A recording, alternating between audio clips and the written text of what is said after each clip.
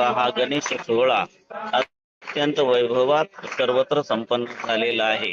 आपणा सर्वांना या निमित्ताने भगवंत गणेशाच्या कृपा आशीर्वादाने उत्तरोत्तर यश कीर्ती प्राप्त होण्यासाठी या देवतांची सेवा करणं अत्यंत आवश्यक आहे. गणपती हा तुमच्या आमच्यासाठी अत्यंत पूज्य अशा प्रकारचा देव आहे. गणपतीची सेवा शैव शाक्त वैष्णव सौर दाम्पत्य सर्वांनीच केलेली आहे. पाचही संप्रदायामध्ये गणपतीच्या पूजेला अनन्य अशा प्रकारचा महत्व आहे.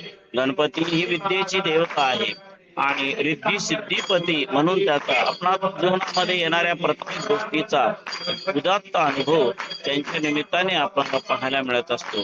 गणपती आपल्या सर्वांना एक सुंदर बुद्धी देण्याचं कार्य करत असतो. कधीही कुठल्याही प्रकारे कोणाच्याही बद्दल आपल्या मनामध्ये द्वैत होता कामा नये. ही त्यांची अत्यंत कृपा आपल्यावरती होणं अत्यंत आवश्यक आहे. अनेक जण गणेशाच्या पूजनामध्ये ज्या पत्री वापरतात त्या सर्व आपल्या आरोग्यासाठी अत्यंत महत्वाच्या आहेत. आपल्याला त्या पत्रींबद्दल तर खरोखर सविस्तर बोलणं गरजेचं होतं, परंतु रोजच आमचे कार्यक्रम सुरू झाल्यामुळे आपल्याला त्या संदर्भाने जास्त बोलता आलेलं नाही. आपण पुढे बोलत राहणार आहोत या विषयावर. पण आज एक गोष्ट आपण सर्वांनीच लक्षात ठेवली पाहिजे की आपल्या जीवनामध्ये गणपतीचा विचार जो आहे तो विद्या देवता म्हणून आहे आणि उत्तम विद्या त्यांनी आपल्याला दिलेली आहे की आईचं रक्षण करा. आपल्याला माहित आहे रावणाने त्यावेळेला आईला मागण्याचा किंवा नेण्याचा प्रयत्न केला. भगवंताने सुद्धा ठीक आहे सीतेसारखी तर सतीसारखी किंवा पार्वतीसारखी पार्वतीच आहे, दुसरी कोणी नाही, तेव्हा तू तिलाच घेऊन का असं सांगितलं. गणपतीच्या लक्षात आलं की बाबा जर रावणाने तिला नेलं तर ती कैकसीची सून याचा अर्थ रावणाची पत्नी होईल आणि मग आपण शिवपुत्र म्हणून नाव सांगायचं की रावणपुत्र असा प्रसंग निर्माण होईल. अशा वेळेला आईचं रक्षण करणं, आईचं शील टिकवणं ही जबाबदारी आपलीच आहे. आजही देखील आपण आपली जननी जन्मभूमीश्च स्वर्गादपि गरीयसी अशी अवस्था आहे आणि आज आपल्या जन्मभूमीला म्हणजे भारत मातेला सुद्धा अशा प्रकारे भ्रष्ट करण्याचा प्रयत्न कोणीतरी करत आहे. जसं भगवान शिव आणि पार्वती म्हणजे पार्वतीच आहे, तिच्यासारखी दुसरी नाही असं सांगितलं. तसंच सज्जन भारत म्हणजे भारतच आहे, भारतासारखा दुसरा देशच नाही आहे. या देशामध्ये सर्व प्रकारची खनिज धन धान्य पर्वत वेगवेगळ्या प्रकारच्या झाडी वेली हे सगळं आपल्याला पाहायला मिळतं. यासारखं दुसऱ्या कुठल्याही देशात नाहीये आणि म्हणून मग भारतच त्याला द्यावा लागेल. आज आतंकी नक्षलवादी किंवा विकृत विचारांची माणसं मग त्यामध्ये मोठमोठे देश सुद्धा येतात, शेजापाजारचे देश सुद्धा येतात. या प्रत्येकाला भारत पाहिजे. वास्तविक पाहतात स्नेहाने वागलो तर पाहुण्यांचं घर सुद्धा आपल्यासाठी आनंदाचं बनतं. कुठल्याही गावामध्ये गेलो तर त्या ठिकाणी आपल्याला आनंदाने आश्रय मिळतो. ही जशी आपापल्या परिसरामधली परिस्थिती आहे तशीच विश्वात्मक दृष्टी संतांनी तर सांगितलं हे विश्वाचे माझे घर आता विश्वात्मक देखील अशी अवस्था संतांनी आपल्याला सांगितली. या विश्वात्मक वाढो लोकी सदाचार सद्विद्येचा बडीमार हो सर्वत्र साचार आचार सहित आपल्याला सर्वांना सद्विचाराने परिपूर्ण अशा प्रकारच्या या जगताचा माझं जग म्हणून आपल्याला स्वीकार करायचा आहे. आपण त्याच्यावरती मालकी न दाखवता ती ईश्वराची संपत्ती आहे. आपण फक्त भाडोत्री म्हणून या भूतलावर आलेलो आहोत आणि भाड्याचं घर हे आपण भाडं भरलं तर आपलं अन्यथा नाही. त्या पद्धतीने देवाचं नामस्मरण चिंतन पूजन जर आपण केलं तरच या पृथ्वीवरती या भूतलावर किंवा त्या पृथ्वी पाणी अग्नी वायू आकाश याच्यावर आपला अधिकार आहे. मालक तर त्याचा परमेश्वर आहे आणि त्या परमेश्वराने निर्माण केलेल्या या भूमीवर मी परमेश्वराशी प्रामाणिक राहून वागलं पाहिजे. जसं भाडं दिलं नाही तर घर मालक बाजूला घालवतो त्याच पद्धतीने भगवंताचं नामस्मरण पूजन केलं नाही तर या भूमीवर राहण्याचा मला अधिकार नाहीये. परमेश्वराचं नामस्मरण आम्ही करत नसेल तर पाणी पिण्याचा सुद्धा आम्हाला अधिकार नाही आहे. परमेश्वराचं जर चिंतन आम्ही करत नसेल तर वायू किंवा हवा घेण्याचा सुद्धा आम्हाला अधिकार नाही आहे. या भूतलावरच नव्हे तर या आकाश मंडलामध्ये सुद्धा राहण्याचा अधिकार राहत नाहीये. पण जर देवाचं चिंतन नामस्मरण केलं म्हणजे भाडं वेळच्या वेळी दिलं तर त्या घरामध्ये नळ नाही आहे, रंग नाही आहे असं मालकाला सांगितल्याबरोबर ठीक आहे नळ दुसरा करून देतो, ठीक आहे लाईटची व्यवस्था करतो असं तो सांगत असतो. त्याप्रमाणे आपण परमेश्वराचं परिपूर्ण चिंतन करत करत गेलो तर मात्र निश्चितच देव प्रसन्न होतील आणि आपणाला या भूतलावरती स्थैर्य प्राप्त होईल, उत्तम जलपुरवठा होईल, उत्तम हवा घेण्याची संधी प्राप्त होईल, शुद्ध पवित्र हवा आपल्याला मिळेल आणि अवकाशात विहार करण्याची संधी आपल्याला प्राप्त होईल. पूर्वीचे लोक अनेक लोक खग होते, आकाश मार्गे संचार करत होते, हेही आपण पाहिलेलं आहे. आजही आपण विमानातून वगैरे फिरतो, परंतु विमानात होणारे अपघात, जमिनीवर रस्त्यावर होणारे अपघात या सगळ्या गोष्टीचा विचार करता आपण ईश्वराचं नामस्मरण करत नाही. जे जे देखी जे भूत त्या माने जे भगवंत असं म्हटलेलं आहे, परंतु आपण कुणालाच देव मानायला तयार नाही. आपण स्वतःच देव आहोत, आपणच महाराजा आहोत असा भाव आपल्या मनात निर्माण झालेला आहे. आपण कुणाशी प्रामाणिकपणे वागायला तयार नाही आहे आणि त्या सर्वाचा परिणाम म्हणून आपणाला या भूतलावरती भूमीचे धक्के सहन करावे लागत आहेत, भूस्खलन होताना दिसत आहे, अनेक ठिकाणी जमिनीला भेगा पडताना दिसत आहेत, जमिनीत पाण्याची पातळी कमी होताना दिसत आहे. दिसलंच पाणी, मिळालंच पाणी तर ते खारं आहे, खराब आहे, तेलकट आहे असं चित्र आपल्याला पाहायला मिळत आहे. हवेची अवस्था पाहत असताना आपल्याला शुद्ध हवा बघायला मिळत नाहीये, ऑक्सिजनचं प्रमाण कमी झाल्याचं चित्र देखील आपण पाहतोय आणि अवकाशामध्ये संचार करत असताना साध्या पशुपक्ष्यांकडून सुद्धा विमानाचा बिमोड होत आहे. पाण्यामध्ये किंवा समुद्रामध्ये संचार करत असताना समुद्रामध्ये वावरत असलेल्या अशा प्रकारच्या प्राण्यांचा सुद्धा आपल्याला त्रास होताना दिसत आहे. हा सगळा त्रास आपल्याला दूर करायचा असेल तर आपलं अंतःकरण आपण आपलं जीवन पवित्र करण्यासाठी म्हणून अत्यंत निष्ठेने देवाचं नामस्मरण, पूजन, जप, ध्यान केलं पाहिजे. आसन, शयन, भोजन, गमन कोणताही क्षण असू दे त्या प्रत्येक क्षणी आपण देवाचं चिंतन मनन केलं पाहिजे. काहीही झालं तरी देवाच्या चिंतनाशिवाय, देवाचं नाव घेतल्याशिवाय अन्नाचा घास सुद्धा घ्यायचा नाही, एक पाण्याचा थेंब सुद्धा प्यायचा नाही. असं पवित्र व्रत जेव्हा आपण अंगीकारू तेव्हाच आपणाला शुद्ध अशा प्रकारची हवा मिळेल, अत्यंत मुलायमान अशा प्रकारच्या आणि सर्व प्रकारे सुख संपदा देणार अशा प्रकारचं निसर्ग किंवा सृष्टी आपल्याला बघायला मिळेल. अवकाशामध्ये सुद्धा उत्तम संचार करता येईल, त्या ठिकाणी सुद्धा आपणाला उत्तम हवा प्राप्त होईल, कुठल्याही प्रकारचा त्रास होणार नाही. पंचप्राण जे आहेत ते सुद्धा आपल्या दशेंद्रियांना आनंद देण्याचा कार्यक्रम करतील. एवढं सगळं तेव्हाच घडेल जेव्हा आपण देवाचं नामस्मरण रूपी भाडं देत राहू. जर आपण असं काही केलं नाही तर मात्र आपल्या जीवनामध्ये दुःख संकट येतच राहतील. आज आपणाला तीच परिस्थिती पाहायला मिळत आहे.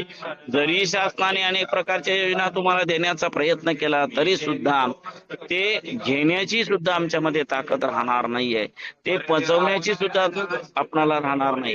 हे सर्व तेव्हाच शक्य होईल जेव्हा आपण देवावर परिपूर्ण विश्वास ठेवून त्याचं नामस्मरण करून त्याचंच रूप समोरची व्यक्ती आहे असा भाव विचार मनामध्ये ठेवून सर्वांना जेव्हा आपण प्रेमाने जवळ करण्याचा प्रयत्न करू, प्रत्येक जीवावर, भूतावर, पशु पक्षी प्राण्यावर जेव्हा तुम्ही प्रेम करा त्याच वेळेला तुम्हाला या भूमीवर राहण्याचा अधिकार असेल. अन्यथा या भूमीमध्ये पूर येतील, भूकंप होईल, वेगवेगळ्या प्रकारचे आपत्ती येतील आणि तुम्हाला या भूमीवरती राहणं कठीण होऊन जाईल. तुम्ही जर इतर प्राण्यांना पाणी देणार नसाल, इतर प्राण्यावर दया दाखवणार नसाल तर तुम्हाला सुद्धा पाणी, शुद्ध पाणी मिळणार नाही, शुद्ध अन्न मिळणार नाही. ही गोष्ट आपण लक्षात ठेवली पाहिजे.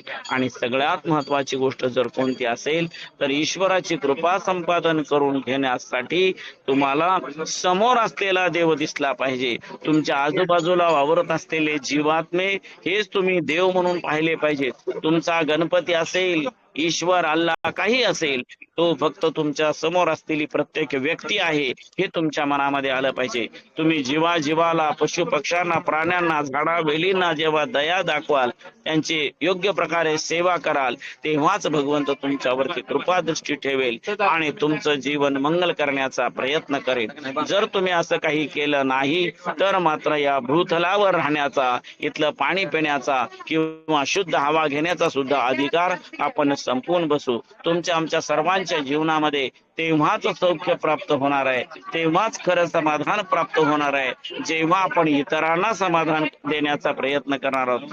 जी व्यक्ती इतरांच्या सुखासाठी प्रयत्नशील राहील, ज्या व्यक्तीच्या अंतःकरणामध्ये ईश्वरी भाव निर्माण होईल, त्याच वेळेला तुम्हाला तदांश जीवात्मक या नात्याने त्या परमेश्वराची कृपा प्राप्त होणार आहे.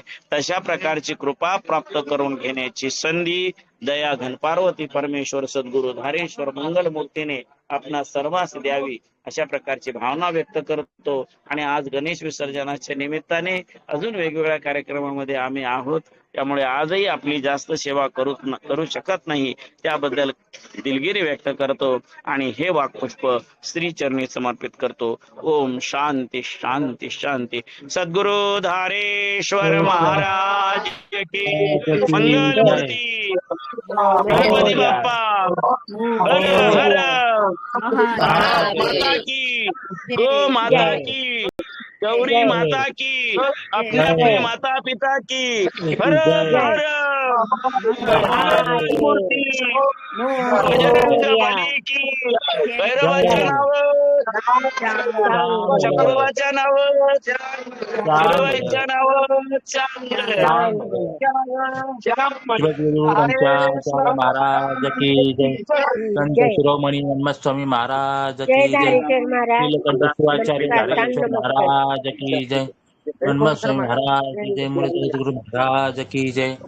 हर हर महादेव.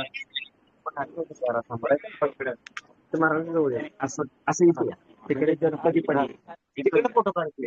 गणपती दाखवा. गणपती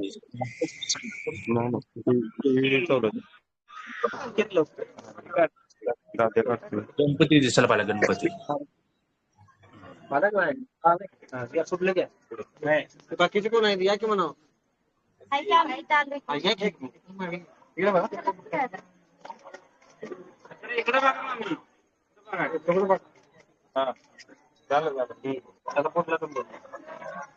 ब्लर येते काय?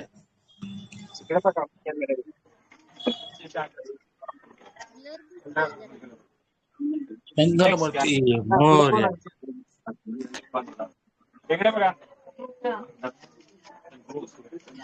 गणपती बाप्पा मोरया.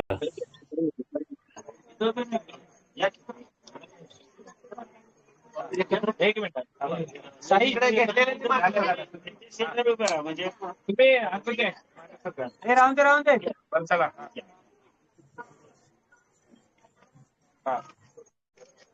चला अजून कोण बाकी आहे? इकडे बघा. हा हो हो. आता सगळे एकत्र उभा राहा महाराज. सगळ्या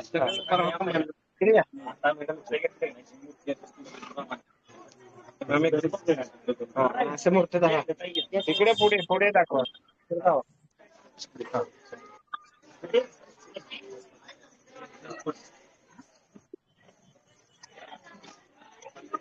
हा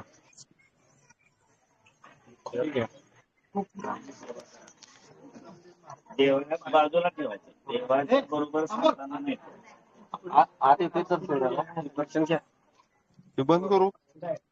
हा करा नाही. महिलाच मी येऊ देता. चालू राहू द्या.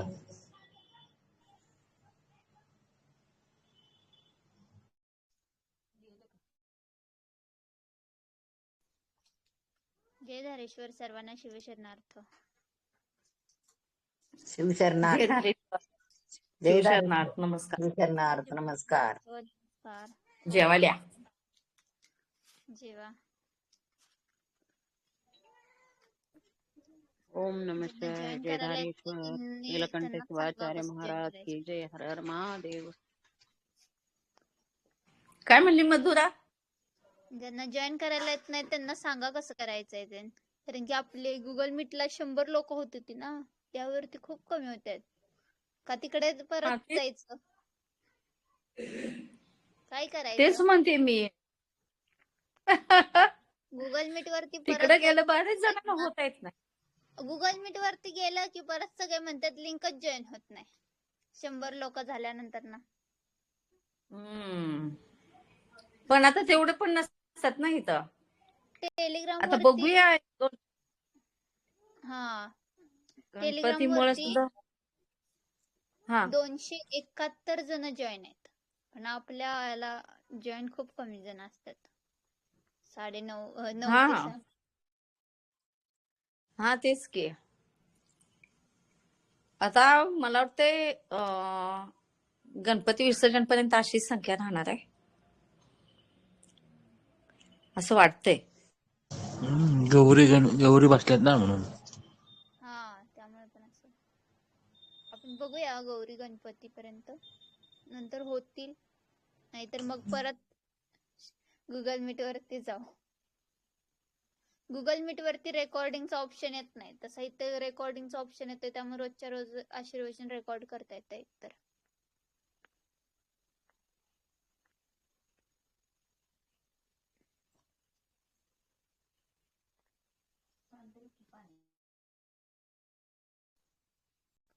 जय धारेश्वर शिवशरणार्थ सर्वांना.